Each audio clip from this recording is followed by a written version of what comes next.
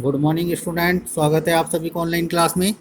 देखिए, आज हम पढ़ेंगे चैप्टर फर्स्ट का passage third. The flow of water has undoubtedly played a great part.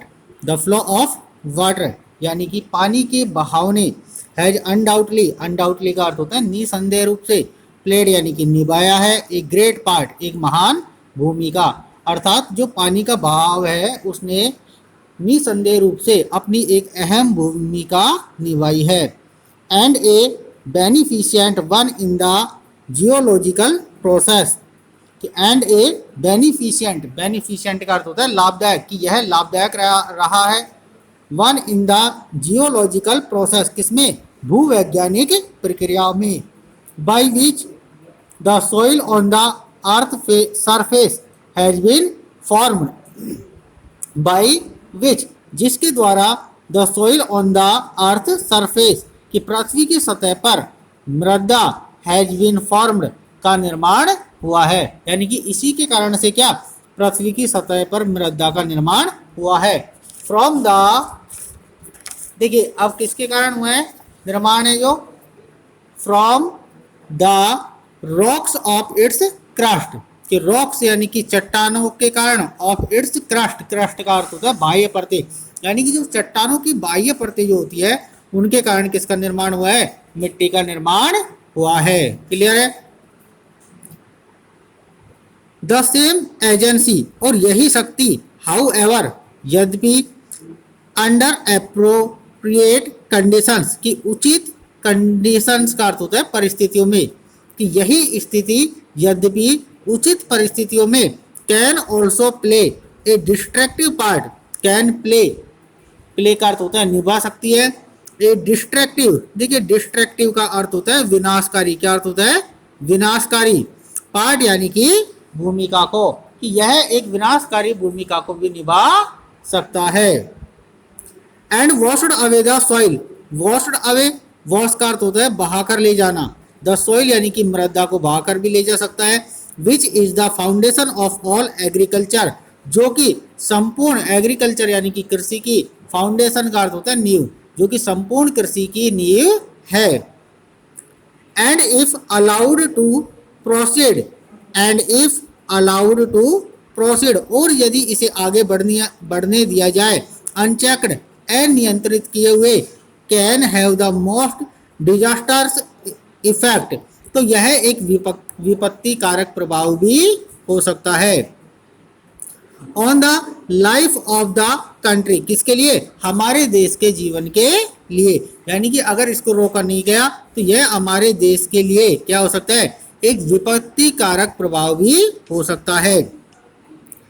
The problem of soil erosion, the problem of soil erosion, कि मिट्टी अपरदन की समस्या, is one of the serious import, कि एक गंभीर है, इन वेरियस कंट्रीज, विभिन्न देशों में, एंड और specially in many part of India, और विशेष रूप से भारत के अन्य भागों में।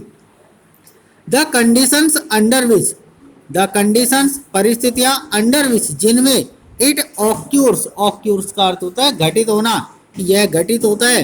एंड द मीजर्स, और वे उपाय, बाई विच, जिनके द्वारा, इट कैन बी चेक्ड, इनको नियंत्रित किया जा सकता है, are deserving of the closest study, वो गहन अध्ययन करने योग्य है।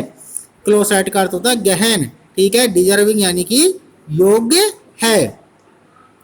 Soil erosion occurs in the successive steps, soil erosion, मृदा का अपरदन, ऑक्यूर्स यानी कि घटित होता है, इन द सक्सेसिव स्टेप्स, देखिए सक्सेसिव का अर्थ होता है लगातार, स्टेप्स यानी कि चरणों में, या ये कह सकते हैं उत्तरोत्तर, एक के बाद एक चरणों में घटित होता है। द अर्लीस्ट ऑफ विच, इनमें से शुरुआत में, मे इजीली पास अननोटिस्ड, कि मे इजीली यानी कि आसानी से, पास यानी कि गुजर जाता है, अननोटिस्ड बिना ध्यान दिए, कि इसका जो पहला जो है शुरुआती चरण जो होता है वह बिना ध्यान दिए ही गुजर जाता है।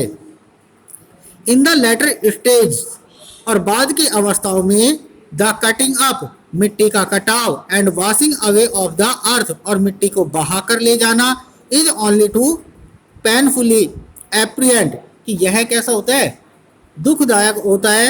In the formation of deep gullies and ravines, in the formation जो कि निर्माण करता है, ऑफ डीप गलीज, डीप का अर्थ होता है गहरे, गलीज यानी कि गड्ढों का, एंड रेवंज और किसका, दर्रों का निर्माण करता है। Which make all agriculture impossible, जो कि which make all agriculture impossible, जो कि संपूर्ण कृषि को इम्पॉसिबल यानी कि असंभव बनाता है। Sudden burst of successive heavy rain resulting in a large run of the surplus water. Sudden burst, देखिए अचानक तेज बौछारें ऑफ सक्सेसिव हैवी रेन, किसकी, एक्सेसिव का अर्थ होता है क्या, अत्यधिक, हैवी रेन तेज बारिश, रिजल्टिंग यानी कि कारण होती है, in a large run off surplus water यानी कि तेज बहते हुए पानी में परिणित होकर के, अर्थात जो तेज बौछारें होती है वो क्या, तेज बहते हुए पानी के रूप में क्या हो जाती है, परिणित हो जाती है। Are the principal factor, are the principal factor, यह मुख्य कारण होता है इन कॉजिंग सॉइल इरोशन, किसका होता है, सॉइल इरोशन अर्थात मृदा अपरदन का। कंट्रीब्यूटरी कॉजेज, और इसका एक मुख्य कारण और होता है, are the slope of land, slope of land यानी कि धरती का ढलान या भूमि का ढलान, removal of the protective coat of vegetation, देखिए रिमूवल का अर्थ होता है हटना, ऑफ द प्रोटेक्टिव, प्रोटेक्टिव का अर्थ होता है सुरक्षात्मक, कोट यानी कि परत का, ऑफ वेजिटेशन यानी कि वनस्पति, कि जो वनस्पति की सुरक्षात्मक कवच जो होती है एक, उसका हटना। The existence of roots, existence of roots, लीकों का अस्तित्व, अलोंग विच जिसके सारे द वाटर कैन फ्लो पानी बह सकता है, विद रैपिडली गैदरिंग मोमेंटम, किसके कारण, तेजी से संवेग एकत्रित करते हुए, एंड और the absence of any checks, absence यानी कि कमी होना, ऑफ एनी चेक्स किसी भी नियंत्रक की, टू सच फ्लो यह क्षरण का कारण होता है, अर्थात किसी भी नियंत्रक की इनमें से कोई कमी हो जाती है तो वो मृदा के क्षरण का कारण हो सकता है।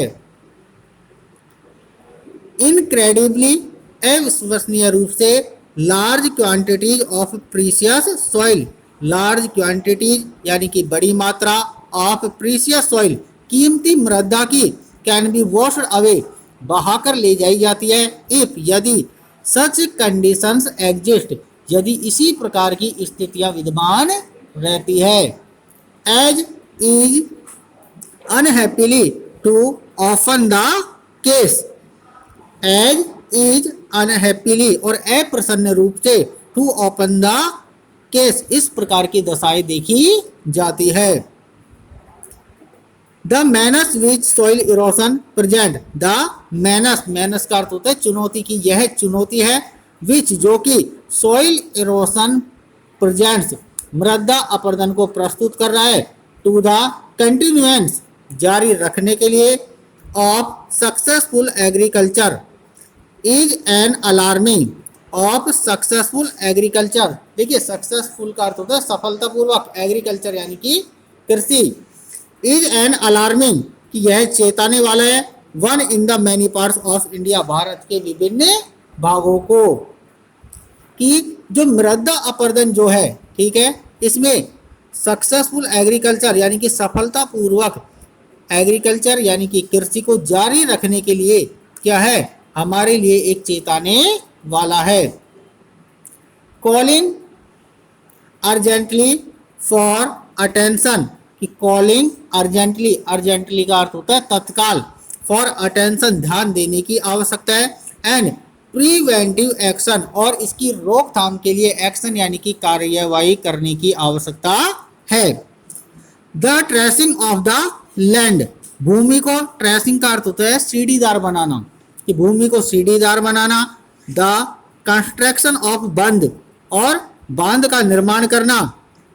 To check the flow of water, बहते पानी को रोकने के लिए, the practice of contour cultivation, और कॉन्टूअर खेती का अभ्यास करना, and the planting of appropriate types of vegetation, planting का अर्थ होता है रोपण करना, ऑफ एप्रोप्रिएट यानी कि उचित, टाइप्स ऑफ वेजिटेशन वनस्पति का रोपण करना, आर द अमोंगेस्ट द मेजर, कि ये सभी उपाय है, डेट हैव बीन सजेस्टेड, जो कि सुझाए गए हैं। अर्थात कहने का तात्पर्य ये है कि यदि मृदा अपरदन को रोकना है तो ये जो तरीके बताए गए हैं कौन कौन से हैं, जैसे धरती को कैसा बनाना, सीढ़ीदार बनाना, बांधों का निर्माण करना, ठीक है, और प्रैक्टिस ऑफ कॉन्टूअर कल्टीवेशन, की जो कॉन्टूअर खेती है उसका अभ्यास करना, या फिर क्या करना, उचित प्रकार की वनस्पति का रोपण करना, ये सभी कार्य किए जाने चाहिए।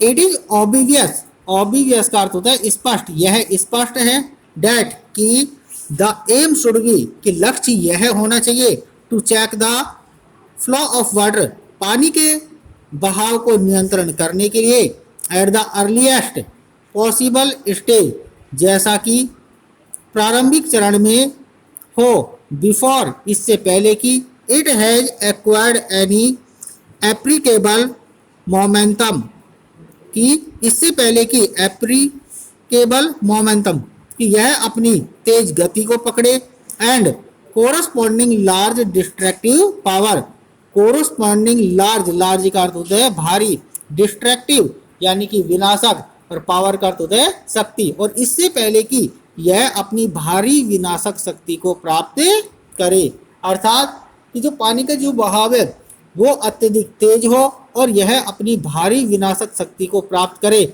इससे पहले हमें ये सभी उपाय किए जाने चाहिए। क्लियर। अब इसी के साथ में देखिए यहाँ पे क्या दिया गया है, वर्ड मीनिंग दिए है, इनको आपको कॉपियों में नोट डाउन करना है। ठीक है, थैंक यू।